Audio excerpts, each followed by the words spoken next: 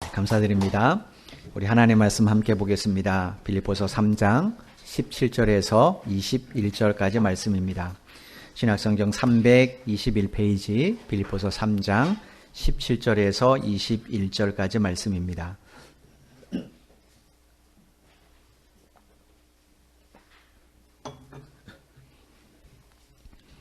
빌립보서 3장 17절로 21절까지의 말씀 찾으신 줄 알고 제가 봉독해 드리겠습니다.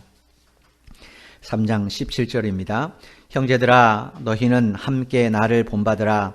그리고 너희가 우리를 본받은 것처럼 그와 같이 행하는 자들을 눈여겨보라. 내가 여러 번 너희에게 말하였거니와 이제도 눈물을 흘리며 말하노니 여러 사람들이 그리스도의 십자가의 원수로 행하느니라. 그들의 마침은 멸망이요 그들의 신은 배요 그 영광은 그들의 부끄러움에 있고 땅의 일을 생각하는 자라. 그러나 우리의 시민권은 하늘에 있는지라. 거기로부터 구원하는 자 곧 주 예수 그리스도를 기다리노니 그는 만물을 자기에게 복종하게 하실 수 있는 자의 역사로 우리의 낮은 몸을 자기 영광의 몸의 형체와 같이 변하게 하시리라. 아멘. 우리가 똑같은 본문을 가지고 현재 오늘까지 네 번째 계속 똑같은 본문으로 말씀을 드립니다.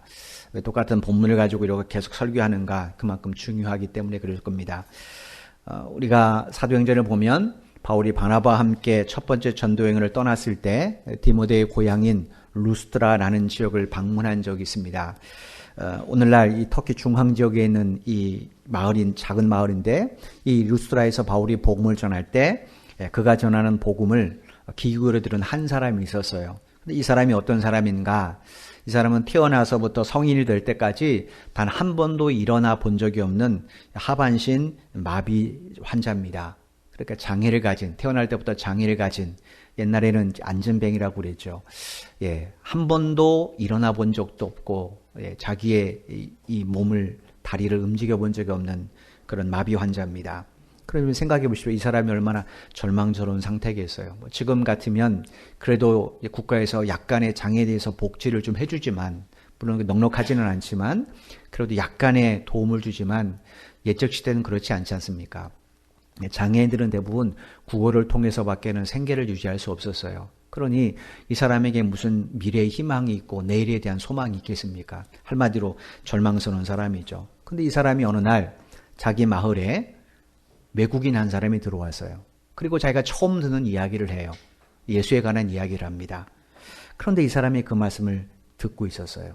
그 장면을 사도행전 14장 이렇게 기록을 해놨습니다. 사도행전 14장 8절로 9절입니다. 루스드라에 발을 쓰지 못하는 한 사람이 앉아있는데 나면서 걷지 못하게 되어 걸어본 적이 없는 자라.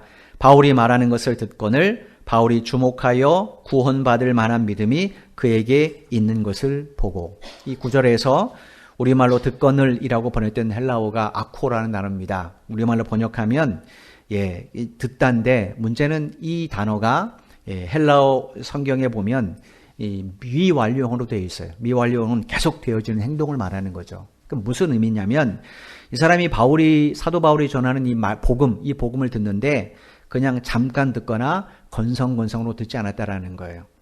처음부터 끝까지 온 마음을 다해서 경청했다라는 거예요.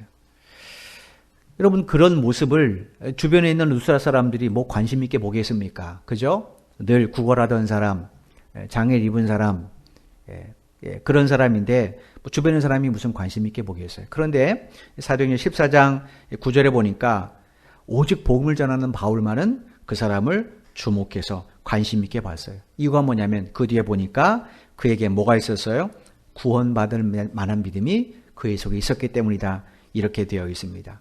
여러분 루스드라에 있는 모든 사람은 이 사람의 외적인 조건만 봅니다.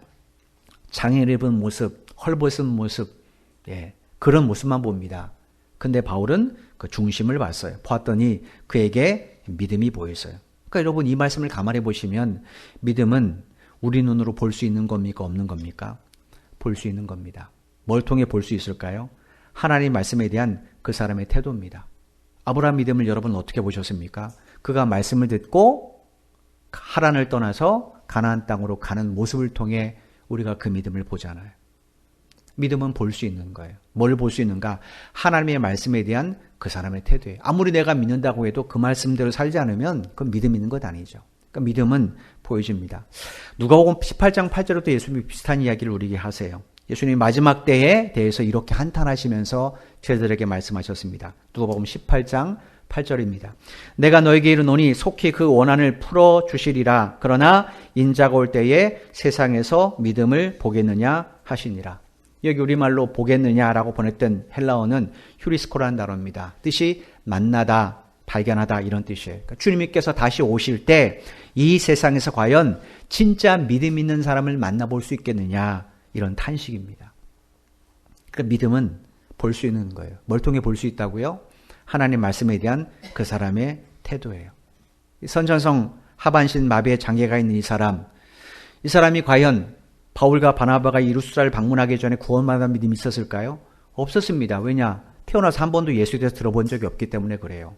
그런데 지금은 어떻습니까? 그 믿음을 소유했어요. 뭘 통해서요? 사도 바울이 전하는 복음이 마음을 열고 경청하여 들었더니, 그래서 로마서에 뭐라고 말합니까? 믿음은 들음에서 난다라는 거예요. 그러니까 여러분, 우리가 이 예배 시간에 하나님의 말씀을 듣는 건 매우 중요합니다. 아무리 우리가 예배에 참석해도 그 말씀에 귀를 닫고 동떨어지면 그 사람은 종교인이지 믿음 있는 그리스도인이 될 수 없습니다. 우리가 귀를 열고 그 말씀을 들어야, 그 말씀을 경청해야 그 말씀이 나를 변화시키는 하나님의 능력이 되는 겁니다. 그래서 예배 드릴 때 말씀을 듣는 우리의 태도는 그만큼 매우 중요한 겁니다. 바울이 그 중심을 봤어요. 그래서 그에게 큰 소리로 내 발로 일어서라 이렇게 명령을 했습니다. 사도행전 14장 10절 말씀입니다. 큰 소리로 이르되 내 발로 바로 일어서라 하니 그 사람이 일어나 걷는지라. 여기 우리말로 바로라고 번역된 이 헬라어는 일직선으로 곧게 혹은 똑바로 이런 뜻이에요. 이 사람은 태어나서 한 번도 자기 다리를 바로 펴본 적이 없습니다. 그런데 그에게 두 발을 쭉 뻗고 똑바로 일어라 이렇게 명령을 내렸어요. 사도 바울이 왜 이렇게 명령을 내렸을까요? 하나님의 은총은 모든 것을 온전히 회복시켜 주시는 은혜입니다. 여러분, 그래서 바울이 이 선천성 하반신 마비장애를 가진 사람에게 두 발을 쭉 뻗고 똑바로 일어나라 이렇게 명령을 내렸던 거예요. 그랬더니 이 사람의 몸이 어떻게 됐는가? 똑바로 일어나 걷게 되었어요. 그러니 여러분, 이 기적의 현장을 바라보는 그 주변에 있는 모든 사람들, 이게 얼마나 놀랐겠습니까? 그래서 성경에 보면 루스드라 사람들이 너무 놀라니까 자기들의 모국어인 루가니오 방언으로 말하기 시작을 해요. 뭐라고 말했는가? 신들이 사람의 형상으로 우리 가운데 왔다라는 거예요. 사도행전 14장 11절 12절 말씀입니다. 무리가 바울이 한 일을 보고 루가오니아 방언으로 소리질러 이르되 신들이 사람의 형상으로 우리 가운데 내려오셨다 하여 바나바는 제우스라 하고 바울은 그 중에 말하는 자이므로 헤르메스라 하더라. 예. 여러분, 우리나라에도 제주도 방언은 잘 못 알아듣잖아요. 그죠? 제주도 내려가서 막 이렇게 사람들 말하는 거 들어보시면 그 이해되겠습니까? 예. 사람이 급하면 자기 방언, 자기가 주로 사용하는 겁니다. 처음 서울 사람들이 내려왔거나 아니면 뭐 이렇게 오면, 육지 사람들이 오면 서울 말씨를 쓰려고 노력은 하죠. 근데 뭔가 급한 일이 있으면 어떡합니까? 자기도 모르게 방언이 툭 터지죠. 이 당시 사람들은 헬라 문화권입니다. 헬라어를 주로 사용했어요. 그런데 너무 다급하니까 자기들의 방언인 루가오니아 방언으로 소리를 지르는 거예요. 뭐라고 질렀는가? 이 바나바와 바울을 가리켜서 바나바를 향해서는 제우스다라고 소리쳤고 바울을 향해서는 헤르메스다라고 소리쳤어요. 근데 바울은 이 방언을 모르니까 이해가 안 가죠. 그죠? 이해가 갈 수가 없죠. 그러면 이 루스드라 사람들이 왜 이 두 사도에 대해서 당신을 누굽니까? 라고 말하지 않고 제우스다 헤르메스라고 자기들끼리 단정을 지었냐라는 거예요. 이유는 루스드라에 있는 신화 때문에 그랬습니다. 그 내용은 이렇습니다. 이 루스드라에 어떤 신화가 있냐면 아주 오래전에 하늘에 있는 제우스하고 헤르메스라는 두 신이 이 루스드라에 내려왔다라는 거예요. 여러분 아시는 것처럼 로마 신화나 그리스 신화를 보면 주신이 있습니다. 예, 특별히 로마 신화에 보면 12신이 있고 그 중에 머리 역할을 하는 것이 제우스죠.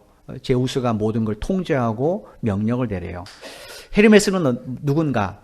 이 주신인 제우스의 메시지를 사람들에게 전하는 전령입니다. 우리로 말하면 제우스의 대변자 역할을 하는 그런 신이에요. 이 두 신이 한 번은 세상 시차를 나온 거예요. 도대체 인간들이 어떻게 사는가 시차를 나왔다는 겁니다. 그러다가 이제 한밤중이 돼서 루스드라 성을 방문을 했는데 아무도 자기들을 영접하지 않더라는 거예요. 낯선 외국인이니까 영접하지 않았겠죠. 그래서 할 수 없이 이제 참 제가 우리 학생에도 얘기했지만 그리스 신하고 로마 신하 보면 재밌는 게 있어요. 뭔 신들이 이렇게 먹고 자는 일이 많은지 이 신들도 먹고 자야 돼요. 밤이 저물었으니까 먹을 것, 마실 것, 잠잘 곳 찾는 겁니다.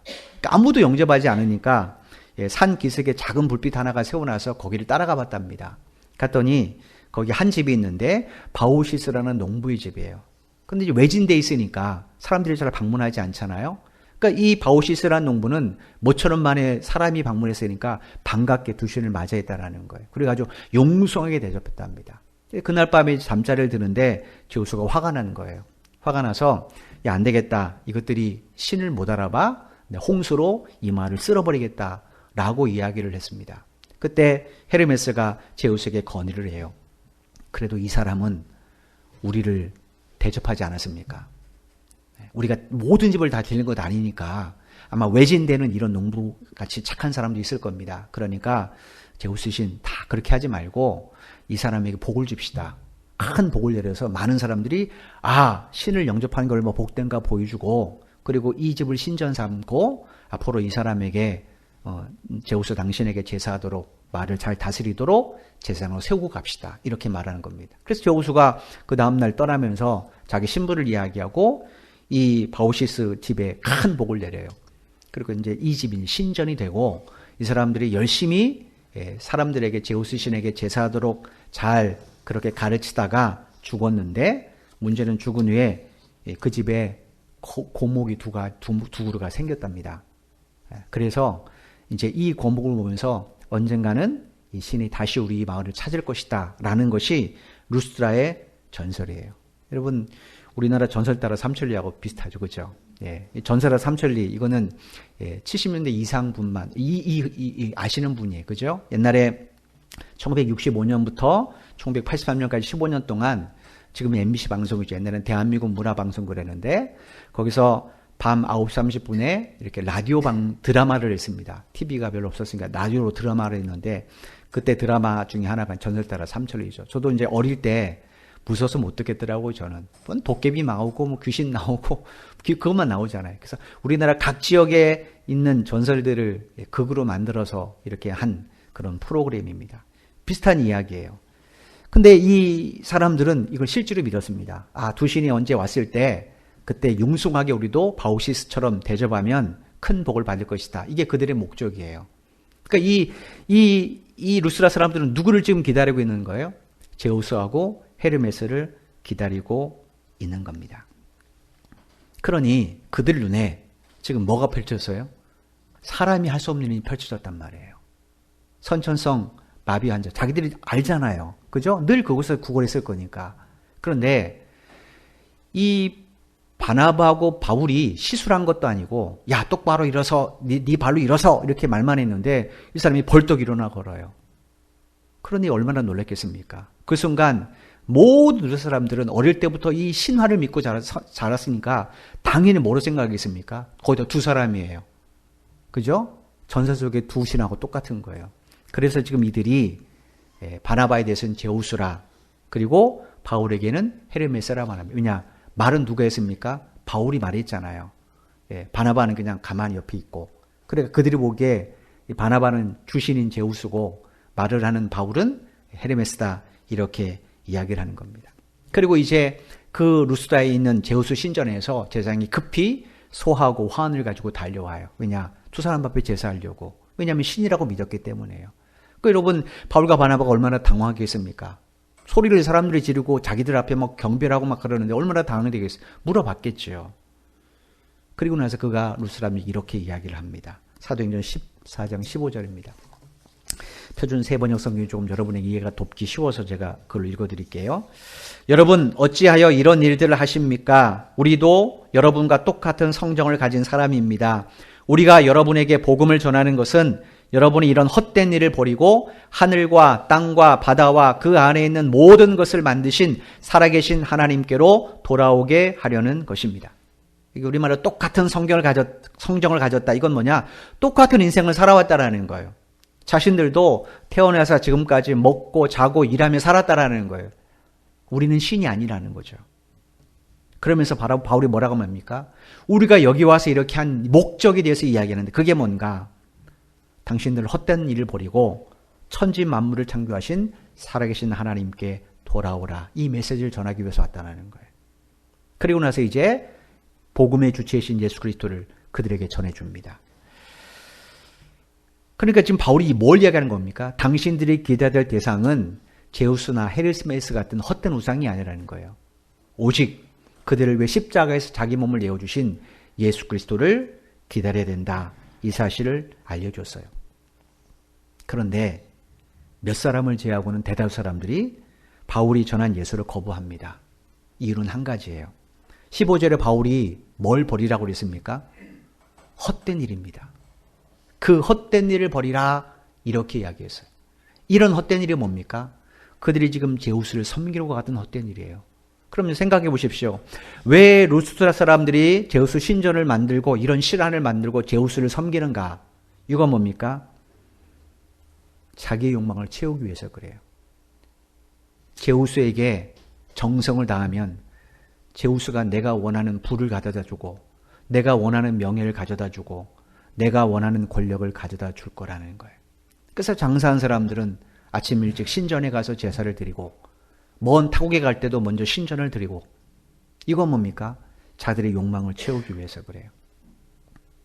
그런데 여러분 이게 얼마나 헛된 일입니까? 왜냐? 제우스는 하나님처럼 스스로 존재하신 신이 아닙니다. 그건 사람의 손과 머리로 만들어진 신, 우상물. 더 정확하게 말하면 사람의 욕망이 만들어진 조각물이에요. 그 욕망 덩어리죠, 욕망 덩어리. 다메섹에서 부활의 주를 만나기 전까지 바울도 바로 이런 욕망 덩어리를 쫓았습니다. 그가 왜 교회를 박해하고 왜 그리스도를 핍박했습니까? 자기 욕망 이루기 위해서 그래요. 바울의 욕망이 뭡니까? 유대 사회에서 자기의 스승인 랍비 가말리아 같은 명성을 얻는 겁니다. 그게 그의 욕망이에요.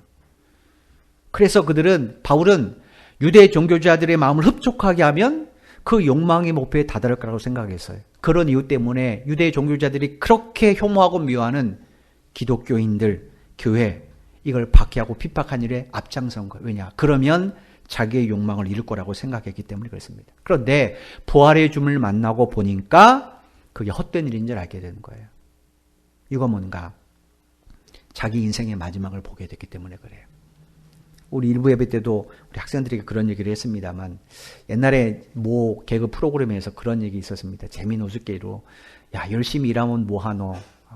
열심히 일해서 월급 받지. 월급 받으면 뭐하노? 쇠고기 사겠지. 쇠고기 사면 뭐하노? 맛있게 먹겠지. 먹으면 뭐하노? 그러면 다시 일하겠지. 이 얘기 계속 반복하잖아요. 여러분 우리가 열심히 이 땅에서 자기 욕망을 쫓아 삽니다. 자, 근데 문제는 죽으면 어떻게 되냐는 거예요. 죽기 전까지는 내 힘으로 살 수 있어요. 그러니까 죽으면 그 다음 어떻게 되냐는 거예요. 그게 끝일까요? 그게 끝이라면 뭐하러 이 세상에서 윤리나 도덕을 지킵니까? 어차피 한 번 사는 인생 죽으면 끝이라면 내 멋대로 살면 되잖아요. 왜 어릴 때부터 아이들에게 도덕과 윤리를 가르치고 질서를 가르칩니까? 왜 사람다운 삶을 가르칩니까? 이건 뭐예요? 이 세상의 끝이 아니라는 걸 은연중에 알기 때문에 그렇습니다. 바울은 부활의 주를 만나서 그걸 알았어요. 죽음 끝에 하나님의 심판이 있다는 걸 알았어요. 그 하나님께 나아가는 길은 오직 한 가지, 예수 그리스도를 믿는 것밖에 없다는 것을 그가 알았던 겁니다. 왜냐? 주님이 생전에 그렇게 말씀하셨기 때문에. 요한복음 14장 6절 말씀입니다. 예수께서 이르시되 내가 곧 길이요 진리요 생명이니 나로 말미암지 않고는 아버지께로 올 자가 없느니라. 여러분 예수님이 누구십니까? 우리를 부나 명예나 권력으로 인도하는 안내자가 아닙니다. 예수님은 우리를 하나님께로 인도할 수 있는 그 하나님께 나아갈 수 있도록 친히 우리에게 그 길이 되어주신 분이에요. 요한복음 14장 6절에서 우리말로 말미암지라고 보냈던 이 헬라어는 통하여입니다. 통하여. 예수 그리스도를 통하기만 하면 그가 아무리 흉악하고 추악한 죄인이라도 어디에 이른다라는 거예요? 하나님 앞에 이른다라는 거예요. 즉 하나님의 집에 들어가게 된다는 거죠. 이런 일이 어떻게 가능한가? 주님이 열어놓으신 이 십자가의 길에는 우리 모든 죄를 다 씻어주실 주님의 보혈이 가득하 있기 때문에 그렇습니다. 여러분 물속을 통과하면 우리 몸이 어떻게 됩니까? 다 그 물에 젖죠. 주님의 십자가의 길을 믿음으로 통과하면 우리 몸의 주의 보혈이 다 머리끝부터 발끝까지 적셔지게 돼요. 그걸로 우리의 모든 죄는 사해지게 됩니다. 주님을 만나고 나서 바울이 이 사실을 깨달았어요.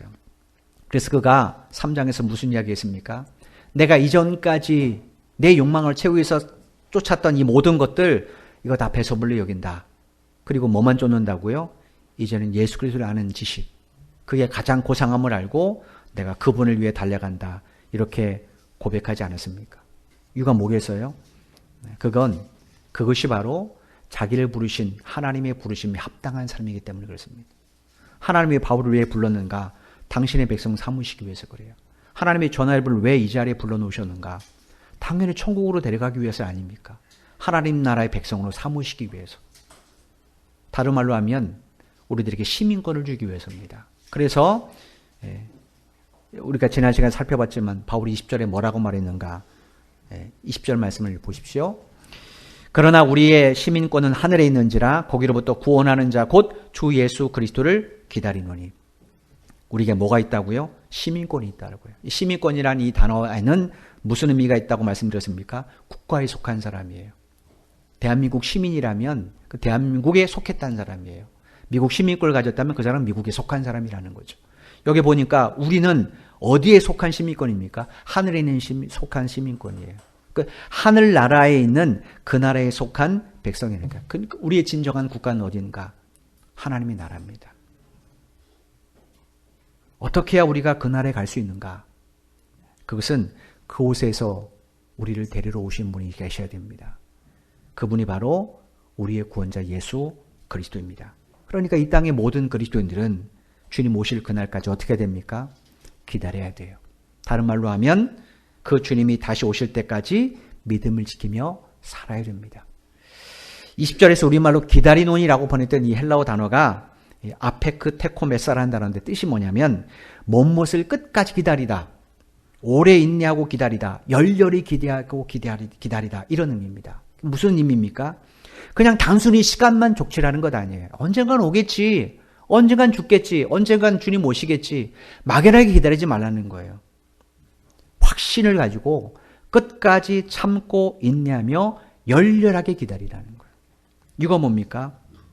그 주님이 오시면 우리는 부활의 몸에 참여하기 때문에 그렇습니다. 21절 말씀 보십시오. 그는 만물을 자기에게 복종하게 하실 수 있는 자의 역사로 우리의 낮은 몸을 자기 영광의 몸의 형체와 같이 변하게 하시리라. 여기 우리말로 역사라는 이 헬라어 단어는 힘, 능력이라는 뜻이에요.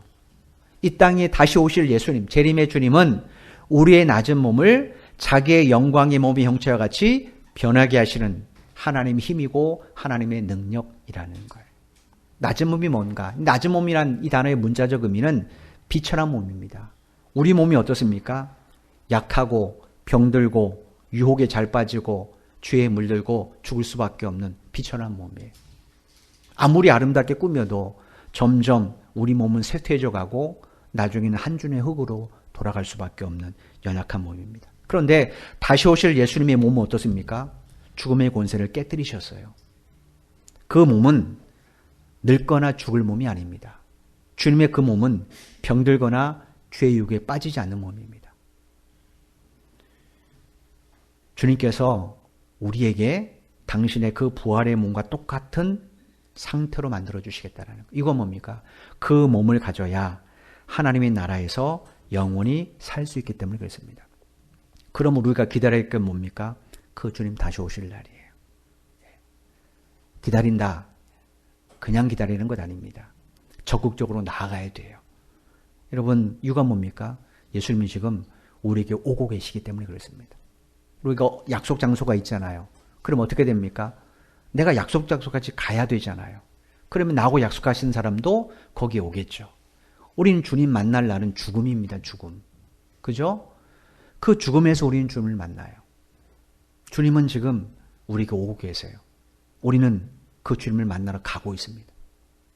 그러므로 우리 신앙이 제자리 걸으면 하면 됩니까? 안 됩니까? 안 되죠. 지난주에 제가 쇼크를 받았습니다. 금요일 날 저를 두 사람이 여자분이 찾아왔어요. 신천지인이에요. 제가 신천지라고 밝혀요. 제가 그냥 문전박대했습니다. 왜냐하면 신천지인 중에 신천지의 그 정책 가운데 하나가 뭐냐면 목사에게 시비를 걸어 다투게 한 다음에 법적으로 고발해 버리는 거예요. 그럼 목사가 계속 가서 경찰에 가서 조소받잖아요. 그럼 설교 준비 못 하잖아요. 그러면 교회가 어떻게 됩니까? 그런 교회가 한두 군데가 아니에요. 오늘 아침에 조만한 메시지를 하나 받았습니다. 시차례 목사님인데 통일교 문제입니다. 지금 통일교도 전략을 바꿨습니다. 문성명이 죽고 나서 권력 다툼 때문에 조용히 있었는데 그 아들 중에 하나가 잡고 나서 움직이기 시작을 했어요. 단체를 만드는데 무슨 통일교 토론이랍니다. 그러면서 가난한 목사님들에게 돈 얼마 줄 테니까 와서 토론하고 또 우리가 선교비도 주겠습니다. 그래서 이상해서 알아봤답니다. 통일교 재단이래요. 이런 단체를 통일교가 지금 많이 만들고 있어요. 우리가 사는 지금 이 시대가 어떤가? 예전에는 신천지가 자기들 신분을 속였습니다. 이제는 드러내놓고 찾아와요. 언제 우리 교회에 그들이 앉아서 우리를 미혹할지 모르는 세대가 되었습니다. 점점 주님 다시 오실 날이 가까웠던 증거이기도 합니다. 과연 우리가 뭘 쫓아 살고 있는가? 내가 기다리고 있는 건 뭔가? 한번 곰곰이 생각할 필요가 있을 겁니다. 사도 바울이 우리에게 뭐라고 말합니까? 다시 오실 주님을 기다리라고 말해요. 그분 외에는 우리를 영원한 하나님 나라에 인도할 분이 없습니다. 그분 외에는 없어요. 그래서 우리는 끝까지 그 주님에 대한 믿음을 지키고 살아가야 됩니다. 여러분, 어젠가요? 그 독도에서 헬기 추락한 거 보셨잖아요. 예, 그 날씨에 헬기가 이제 환자를 이송해야 되니까 급하게 떠서 돌아갔습니다. 충분히 고려했을 거예요. 이 날씨에 비행이 충분할 것이라고 분명한 판단을 내렸을 겁니다. 그런데 환자를 싣고 독도 비행장에서 떠나서 1분 만에 헬기가 그냥 사라져버렸잖아요. 그 안에 7명 있었지 않습니까? 이분들이 무슨 악한 일을 했나요? 그렇지 않습니다. 우리의 마지막이 언제 올지 아무도 모릅니다. 그런데 히브리서에 뭐라고 말해요? 사람이 한 번 죽는 것은 정해진 이치고 그 뒤에는 하나님의 심판이 있다고 말씀하십니다.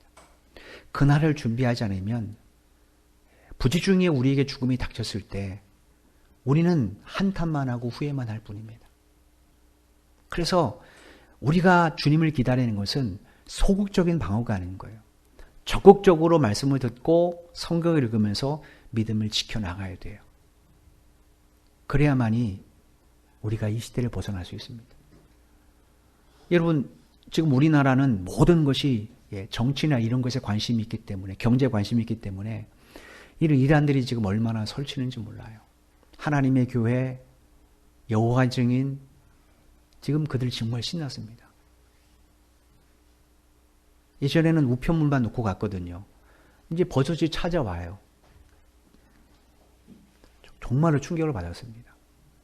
우리가 사는 이 시대가 이런 시대입니다. 이런 시대에 참된 믿음을 지키지 않으면 우리가 아는 것처럼 빌립보 교회 그 안에도 이단들이 들어왔잖아요. 데살로니가 교회, 고린도 교회 다 이단들이 들어왔습니다. 초대교회가 생기고 지금까지 교회 안에 이단들이 잠입하지 않은 적은 한 번도 없습니다. 바울 이 서신을 통해서 뭐라고 이야기합니까? 믿음을 지키고 영적으로 깨어 분별하라고 권면해요. 우리 사는 시대가 바로 그런 시대입니다. 그러니까 우리는 뭐 해야 됩니까? 이 말씀을 붙잡고 하나님의 시민답게 믿음을 지키며 나가야 돼요. 복음에 합당한 생활을 해야 됩니다. 그것이 우리가 끝까지 믿음을 지켜주는 것. 믿음은 옆 사람이 지켜주는 것 아닙니다.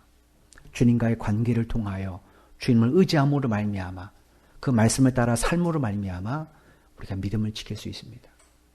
그럴 때 하나님께서는 그렇게 당신을 기다리는 자, 당신을 찾는 자에게 이런 은혜를 베풀어 준다고 우리에게 약속해 주십니다. 이사야 40장 29절 31절입니다. 피곤한 자에게는 능력을 주시며 무능한 자에게는 힘을 더하시나니 소년이라도 피곤하며 곤비하며 장정이라도 넘어지며 쓰러지되 오직 여호와를 앙망하는 자는 새 힘을 얻으리니 독수리가 날개치며 올라감 같을 것이요 다른 박질하여도 곤비하지 아니하겠고 걸어가도 피곤하지 아니하리로다. 31절 우리말로 앙망하다라는 이 단어가 히브리 단어가 기다린다는 뜻입니다. 하나님을 기다리는 사람. 그에게 주께서 뭐라고 말씀하셨어요? 곤비치 않고 피곤치 않도록. 이거 뭡니까? 하나님을 기다리는 것은 적극적으로 하나님께 달려가는 것이기 때문에 그렇습니다. 달려가는데 피곤하면 어떻게 돼요? 달려가는데 곤비하면 어떻게 됩니까? 그래서 하나님께서는 그가 당신에게 달려올 수 있도록 그를 곤비하지 않고 피곤해하지 않도록 새 힘을 베풀어 주시겠다. 이렇게 약속하는 겁니다. 지금 여러분의 신앙을 한번 생각해 보십시오. 헬스장에서 그냥 제자리 띠을 하는 그런 기구 위에서 뛰고 있는 신앙은 아닌지, 아니면 정말로 길거리에서 달려가는 신앙이 있는지를 한번 점검해 보십시오. 여러분의 믿음은 다른 사람이 지켜주지도 않고 다른 사람이 보장해 주지도 않습니다. 그 믿음의 싸움은 여러분이 주님 앞에서 해야 될 일입니다. 사도 바울이 우리가 뭐라고 말했습니까? 빌립보서에서 너의 구원을 두렵고 떨림으로 이루어가라고 말씀하셨잖아요. 우리는 분명히 구원받았어요. 지금 당장 죽어도 천국 갑니다. 그런데 아직 하나님이 우리를 이 땅에 두셨어요. 그 나라에 들어갈 때까지는 주께서 주신 이 믿음은 어떻게 됩니까? 끝까지 지켜야 돼요. 이건 우리의 의무입니다. 우리가 해야 될 일이에요. 그 일을 다하는 것이 신앙생활입니다. 교회만 왔다 갔다 하는 게 신앙생활이 아니라 정말로 주를 향한 믿음을 지키면서 사는 겁니다. 여러분이 마지막에 소망하는 것이 무엇입니까? 생각해 보십시오. 그게 하나님의 나라고 아버지에 계신 그 집이어야 되고 우리를 구원하신 예수 그리스도의 품이어야 됩니다. 그게 우리 인생의 마지막이 되어야 돼요. 그럴 때 주께서는 우리가 그 길을 완주할 수 있도록 이 이사야의 말씀처럼 여러분의 삶이 곤비하지 않도록 여러분의 육체가 피곤하지 않도록 날마다 새 힘으로